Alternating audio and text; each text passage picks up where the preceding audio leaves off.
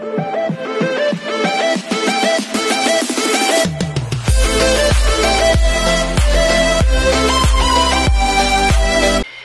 everyone, this is Kijo Vlogs, a Filipino actor based here in Saudi Arabia, and welcome back to my channel. Again, guys, ko na reaction video ang Barda compilation for today's video because why not? So I won't take any longer. I'm really excited to watch this. Wait lang, ang dami ko ngayong mga analyzation. Uy, thank you so much ha, sa mga nagpapalaganap ng Facebook, ng fake news. At least meron tayong mga content. The table has turned, no? The table has turned. Sa totoo lang, yung tipong sila, dati tayo yung uhaw sa, o yung mga iba pala, uhaw sila, yung mga konti lang yung nalalaman about Barda or walang connection sa loob. Like, dati sila yung uhaw na, totoo ba, ganito, ganyan. Ngayon talaga, dear, sila na yung, ang mga fake news peddler na yung tipong, alam mo yung uhaw na magpatunay. Ngayon, uhaw na uhaw sila magpatunay. Uhaw na uhaw sila at nauubusan na sila ng paggawa ng issue talaga for today's video. Para at least man lang, ma-divert nila tayo sa kanilang gusto nilang ipahiwatig for today's video. Mapapaniwala nila tayo. Alam mo yung pagod na, feeling ko napapagod na yan sila sa pagpapaunawa. At least katulad ng pagod ko sa kaka-explain about doon sa pag-holding hands ni Barbie and Jameson na puro promotion na nga lang for today's video. Basta ang importante, andun ka ni. Alam mo, this news is such a red flags kasi hindi nagtugma ang news nila ng una at ngayon na mga news nila. May nakita lang sila nakaupong dalawang babae. They assumed already na kasama na nila David yun. Ito na yung sinasabi ko sa inyo. Kung kasama nila David yun, ang haba ng bench doon, bakit nakahiwalay ang dalawang babae sa isang lalaki? Na-confirm ko na kasama nila ang isang lalaki because habang naglalaro sila David, nakasmile ang lalaki na parang kinakausap ng lalaki. Ang mga naglalaro doon sa nakalaban ni David. So basically magkasama. Pero kung magkasama talaga yung dalawang babae na yon at itong babae na at itong lalaki na to dito sa gilid na bench na mahaba naman, bakit hindi na lang sila nag-isang bench? Tsaka ang most important one, andun ka na eh. Bakit hindi pa yung harap ang pinipicturan mo? Bakit ang likod lang? Diba? Nag-off pa kayo ng comments for today's video. Yun totoo. Nakakaawa. Totoo na nakakaawa. Tsaka red flag, alam niyo bakit? Ang press release una, ganito, ganyan. Ang press release, pumunta pauwi, mag-meet ang family and everything. Mag-meet daw sa Siargao. Magbabakasyon daw sa Siargao na parang alam mo yung atake, mamamanhin ka na. Tapos, ngayon, may lumabas na mga picture kahapon na si David walang kasamang pamilya. Puro boys night out. Puro lalaki ang kasama nila for today's video. Lalaki, di ba?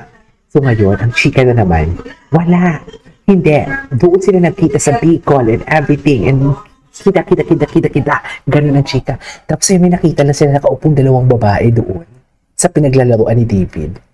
Nag-assume na naman, nakasama nila yun. Nag-iba na naman ang ihip ng hangin ni Akla.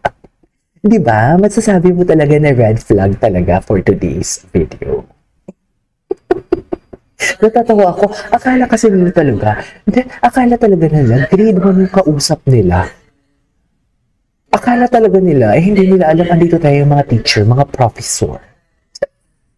So, once again, alam ko yung let's all watch this. Pero natin ito, ang bedsheet ni Madam Cornelia, ni Madam Inertia. Ito talaga, nandidiri ako sa mukha ko dito. Very squammy talaga ako pag mag-intent of copy. Sinasabi ko sa inyo, I am not reviewing my videos. I am not reviewing my videos. Sinasabi ko sa inyo. Kaya, oh my God, nahiya tuloy ko sa sarili ko. Anyways, panoorin natin ito. Ano, chika? Good morning. Ay, kakagising na daw niya. Ay, ilang oras?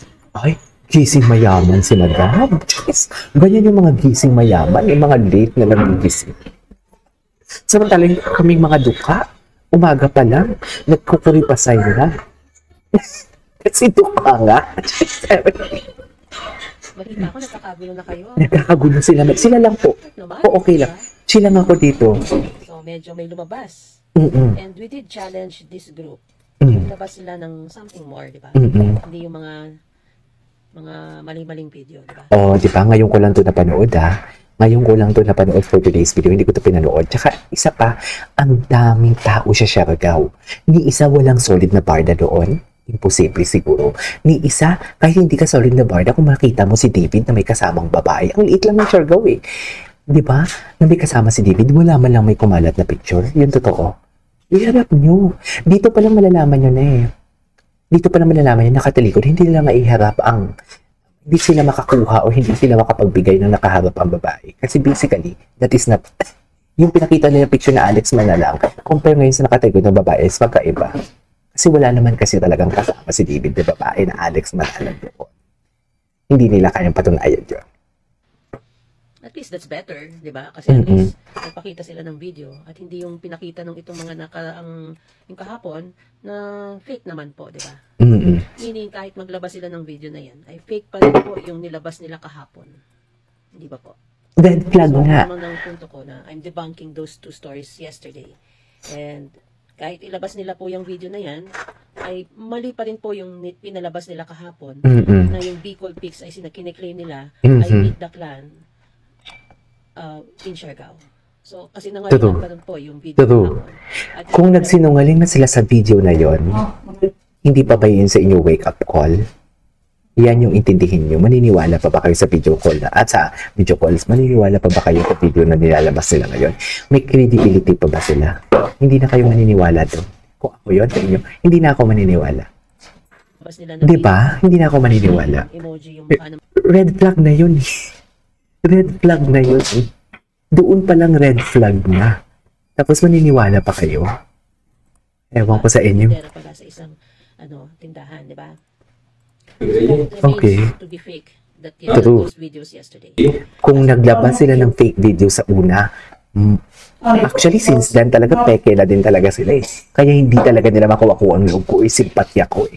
So basically, kung yun sila dun sila nag-umpisa or sinimula nila yun, sunod-sunod na yan. Wala na yan. Hindi na nila malilinis ang... Kahit sabihin mo mailalabas pa sila ng totoo video, hindi na nila maililinis yung sarili nila. Hindi na. Kasi wala na. Mantsa ka na talaga. May mantsa ka na. Yung credibilidad mo wala na.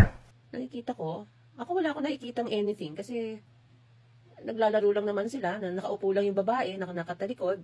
Hindi naman sila sweet. Nag-sweet-sweetan ba? Oh, hindi naman nag-sweet-sweetan, di ba? So, it still holds. Tsaka Madam Inertia, andun na sila eh. Hindi pa pinicturan nyo. Very sweet sila. Kasi matagal na nilang friend itong family ng mga Manalang eh. 2020. Okay. Magkakilala na sila. Si Alex Manalang is the ex-girlfriend of Joel Viseo, who is Kisen's new boyfriend. So, ibig ko sabihin, they are in the same circle. So, magkakaibigan yung mga yan. In fact, we spoke to David's cousin and they are in Siargao also, yung mga pinsan ni David. At ang sabi ng pinsan niya, hindi daw totoo yung mga chismis tungkol sa Aya. Sa kanyang Aya. Aya. Kuya. Chinese kasi. Nag-post kahapon doon sa fake video post ko. Ay, yung pizza ni David? Gawa-gawa ng issue ang mga ito. Oh, ayan. gawa ng storya itong mga ito. Oh, ayan na. Mismo, pinsan na yan. Pinsan na yun mismo, ha? Comment doon sa section sa hala, nakakahiya. News of the 3-in-1. So, kung ako, ay, nakakahiya, mami. I don't see anything romantic here. These are just magkakabarkada since childhood.